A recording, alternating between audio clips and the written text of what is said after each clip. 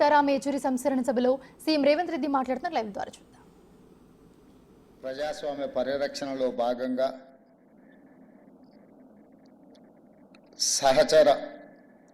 సహజ మిత్రులైన కాంగ్రెస్ పార్టీని కూడా విధానపరమైన ఆలోచనల్లో విభేదించి ఈ దేశంలో ఉండే పేదలకు ప్రజాస్వామిక వాదులకు ప్రభుత్వం యొక్క విధి విధానాలు ఉపయోగపడాలి అని చెప్పి పేదల పక్షాన గలం విప్పిన సీతారాం ఏచూరి గారు మన మధ్యలో లేకపోవడం తీరని లోటు. కానీ వారి ఆలోచన విధానం, వారు విద్యార్థి దశ నుండి ఎస్ఎఫ్ఐ కార్యకర్త నుంచి సిపిఐఎం జాతీయ ప్రధాన కార్యదర్శి వరకు దశాబ్దాల కొద్దీ ప్రజా సమస్యల మీద, ప్రజాస్వామిక వేదికల మీద వారు మన యొక్క కీర్తిని, మన యొక్క గొప్పతనాన్ని ఈ ప్రపంచానికి సాటిండు అని చెప్పి నేను గర్వంగా చెప్పగలను.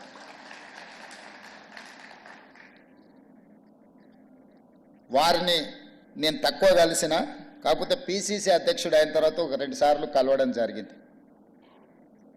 వారితో కొన్ని అంశాలు మాట్లాడుతున్నప్పుడు, వారితో మాట్లాడుతుంటే కీర్తిశేషులు జయపాల్ రెడ్డి గారితో మాట్లాడినట్టుగా నాకు అనిపించింది. ముఖ్యంగా మన రాష్ట్రాల నుంచి, మన ప్రాంతం నుంచి జాతీయ స్థాయిలో సిద్ధాంతపరంగా కానీ, విధానపరమైన ఆలోచన విధానంలో కానీ జైపాల్ రెడ్డి గారి సమకాలికులు సీతారాం ఏచూరి గారు అని చెప్పి మనం గట్టిగా చెప్పొచ్చు. బ్రతికున్నంత కాలం నమ్మిన సిద్ధాంతం కోసం నిలబడే వాళ్ళు చాలా కొద్దిమంది. రాజకీయాలలో ఉన్న ప్రజాప్రతినిధులు చాలామంది ప్రజాప్రతినిధులుగా ఎదగడానికి ఇచ్చిన ప్రాధాన్యత నమ్మిన సిద్ధాంతానికి ఇచ్చేది చాలా అరుదు. ఆ నమ్మిన సిద్ధాంతం కోసమే ఆఖరి శ్వాస వరకు నిలబడ్డ వ్యక్తి కామ్రేడ్ సీతారాం ఏచూరి గారు. చాలామంది నేను ఈ దేశానికే అంకితం, నేను ఈ ప్రజలకే అంకితం అని ఉపన్యాసాలలో చెప్తుంటారు. కానీ ఆచరణలో చాలా తక్కువ. కానీ సీతారాం ఏచూరి గారు బ్రతికున్నంత కాలం ప్రజల పక్షాన నిలబడడమే కాదు, వారి మరణానంతరం కూడా వారి కుటుంబము, వారి పార్థివ దేహాన్ని ప్రజలకే ఇచ్చి ఇతరులకు వారు ఉపయోగపడాలనే విధంగా ఆదర్శంగా నిలబడ్డారు. అంటే నిజంగానే వారి దేశ పేద ప్రజలకు, ఈ దేశంలో అవసరం ఉన్న వాళ్ళ కోసం వారు అంకితమైందని చెప్పి మనం మాట్లాడుకోవచ్చు. ఈరోజు విలువలు, సిద్ధాంతాలు అంతరించిపోతున్న సందర్భంలో,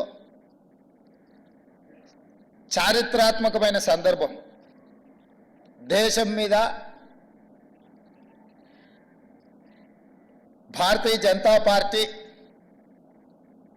లేదా భారతీయ జనతా పార్టీ లాంటి ఆలోచనలు ఉన్నవాళ్ళు అధికారం కోసం జమిలీ ఎన్నికల ముసుగులో ఈ దేశాన్ని కబలించాలనుకుంటున్నప్పుడు అత్యంత చారిత్రాత్మకమైన కీలకమైన సందర్భంలో సీతారాం ఏచూరి గారు లేకపోవడం ఈ దేశానికే తీరని నష్టము అని చెప్పి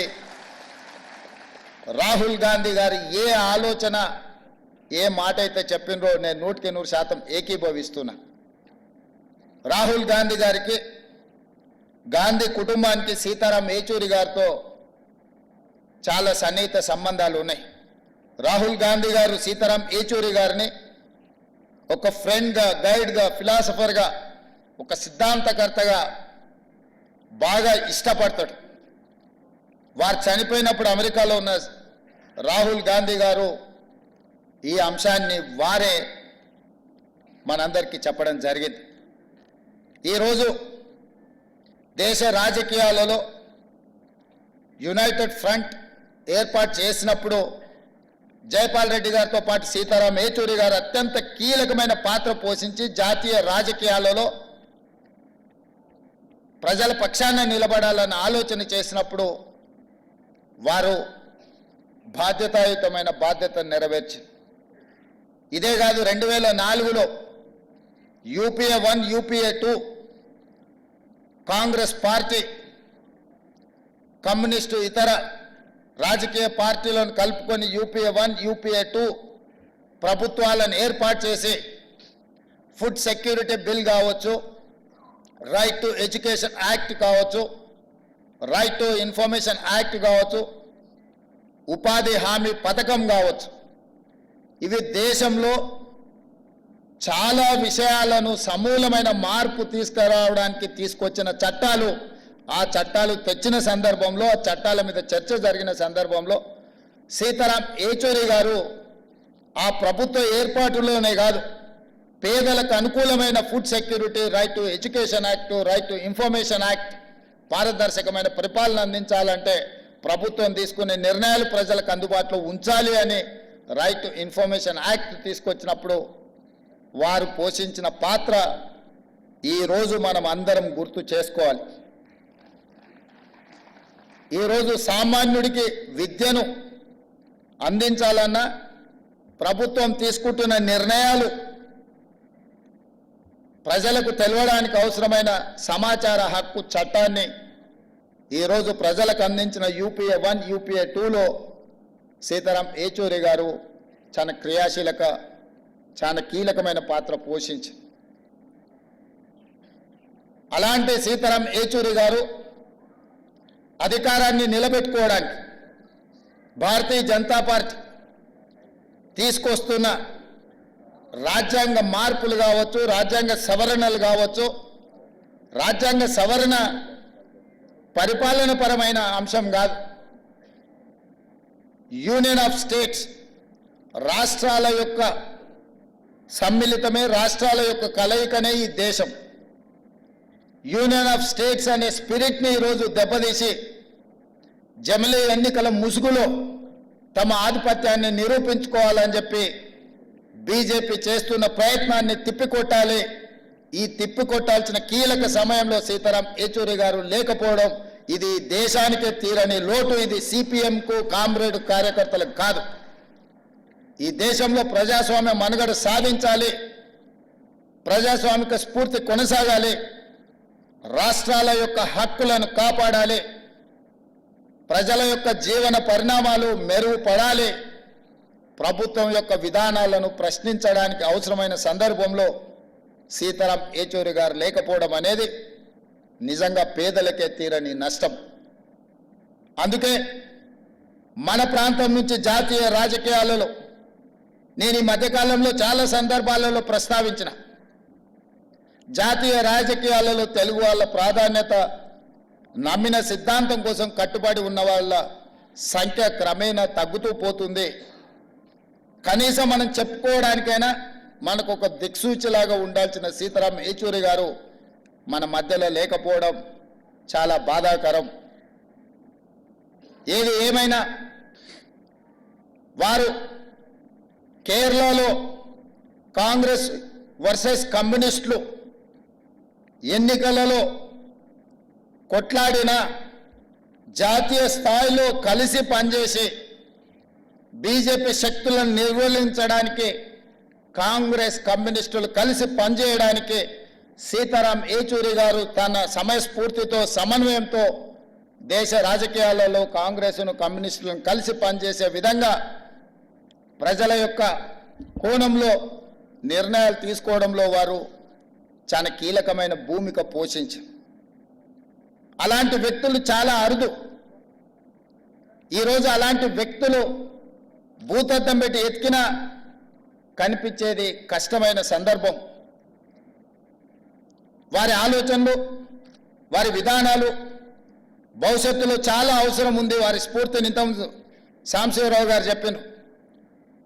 వారు మరణించినప్పుడు దేశంలోనే ఉండే అన్ని మీడియా సంస్థలు ఈ దేశంలో ఒక ప్రధానమంత్రి ఒక గొప్ప స్వాతంత్ర సమరయోధుడు చనిపోతే ఏ విధమైన విశ్లేషణలు ఏ విధమైన చర్చా కార్యక్రమాలను తీసుకుంటారో సీతారాం ఏచూరి గారు చనిపోయినప్పుడు కూడా అలాంటి విశ్లేషణ అలాంటి కార్యక్రమాలను తీసుకున్నారు అని అంటే వారి యొక్క కమిట్మెంట్ విద్యార్థి దశ నుంచి స్టూడెంట్ ఫెడరేషన్ ఆఫ్ ఇండియా కార్యకర్త నుంచి జేఎన్యూలో ఆ తర్వాత రాజ్యసభ సభ్యుడిగా కావచ్చు సిపిఎం ప్రధాన కార్యదర్శిగా కావచ్చు లేకపోతే యునైటెడ్ ఫ్రంట్ కావచ్చు యూపీఏ కావచ్చు యూపీఏ 1 యూపీఏ 2లో కావచ్చు వారు చాలా క్రియాశీలక పాత్ర పోషించి అలాంటి వారు లేకపోవడం అలాంటి వారిని కోల్పోవడం ఇది సమాజానికే తీరని నష్టం. ఏది ఏమైనా వారు సూచించిన వారు పాటించిన సిద్ధాంతాలను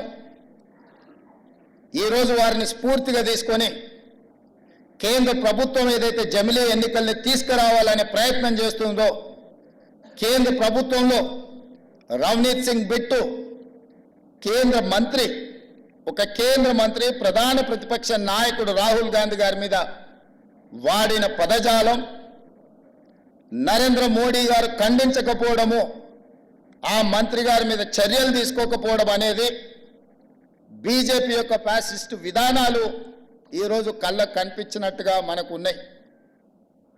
ప్రధాన ప్రతిపక్ష నాయకుడి మీద వ్యాఖ్యానించే ముందు కేంద్ర మంత్రివర్గంలో ఎవరో సామాన్య కార్యకర్త లేకపోతే వీధి రౌడీనో అలాంటి మాటలు మాట్లాడిందంటే వేరు. నరేంద్ర మోడీ గారి మంత్రివర్గంలో ఉన్న మంత్రి ఇట్లాంటి భాష ఇట్లాంటి ఆలోచన విధానంతో మాట్లాడడము ఇది ప్రజాస్వామ్య స్ఫూర్తికి మంచిది కాదు. ఇట్లాంటి తప్పుడు విధానాలు ఇలాంటి భాష ప్రయోగాలు చేసినప్పుడు ఒక జడ్జి లాగా వ్యవహరించే సీతారాం ఏచూరి గారు లాంటి లేకపోవడం మనందరికీ ప్రజాస్వామ్యానికి కూడా నష్టం అని చెప్పి నేను ఈ సందర్భంగా తెలియజేయదలుచుకున్నా. ఏది ఏమైనా జమిలీ ఎన్నికల్ని విభేదించడం జమిలీ ఎన్నికల్ని ఆ విధానాన్ని వ్యతిరేకించడం ఈరోజు భాషల మధ్య ప్రాంతాల మధ్య మతాల మధ్య చిచ్చు పెట్టి అధికారాన్ని కాపాడాలనుకుంటున్న భారతీయ జనతా పార్టీ విధానాలను సీతారాం ఏచూరి గారి యొక్క ఆలోచనలతో వాటిని నిలువరించాల్సిన బాధ్యత మన అందరి మీద ఉన్నది. ఆ విధానంతో మనం ముందుకు వెళ్దామని తెలియజేస్తూ మీ అందరి దగ్గర సెలవు తీసుకుంటున్న మిత్రులారా.